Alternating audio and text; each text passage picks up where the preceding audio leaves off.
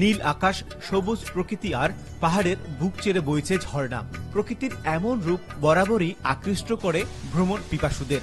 ঈদের ছুটি শেষ হলেও রাঙামাটির পর্যটন শিল্পের আইকন ঝুলন্ত সেতুতে যেন তিল ধারণের ঠাঁই নেই।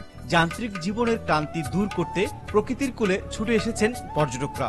শুধু ঝুলন্ত সেতু নয়, সুবলং ঝর্ণা, পলওয়েল পার্ক, নয়ানাভিরাম, আসামবস্তি সড়ক, মেঘের রাজ্য সাজেক সহ সকল স্পটের একই চিত্র।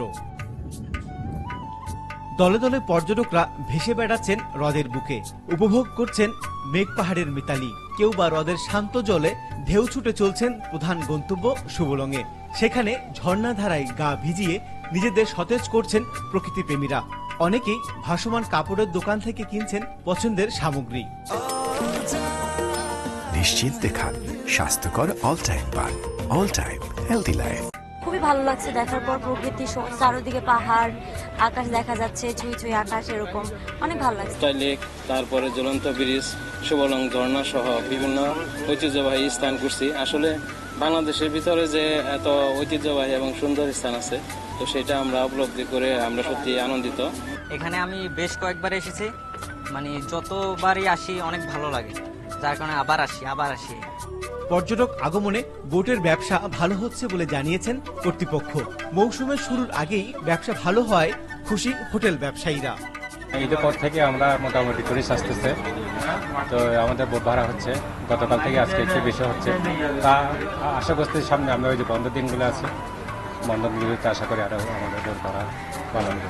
মোটামুটি আলহামদুলিল্লাহ ভালোই টুরিস্টের আগমন হয়েছে রাঙামাটিতে। আমাদের হোটেলও হয়েছে এবং সব হোটেলেই টুরিস্টের উপস্থিতি ভালো ছিল।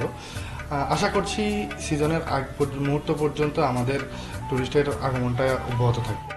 ঈদের ছুটিতে পর্যটক আসায় ভালো ব্যবসা হয়েছে বলে জানালেন পর্যটন কর্পোরেশনের এই বাণিজ্যিক কর্মকর্তা। ঈদুল আজহার সরকারি ছুটির দিনে তেমন হয় না। আমাদের 19 তারিখ থেকে 22 তারিখ পর্যন্ত আমাদের 85 পর্যন্ত আমাদের বুকিং আছে। তো এবারে যে আরো প্রধান আকর্ষণীয় ঝুলন্ত ব্রিজের দর্শনার্থী 10,000 হবে, তাই আমরা ভালো ব্যবসা পাবো। এবারের ঈদের ছুটিতে রাঙামাটিতে প্রায় 5 কোটি টাকার ব্যবসার প্রত্যাশা খাত সংশ্লিষ্ট ব্যবসায়ীদের। জিয়াউল হক, চ্যানেল 24, রাঙামাটি।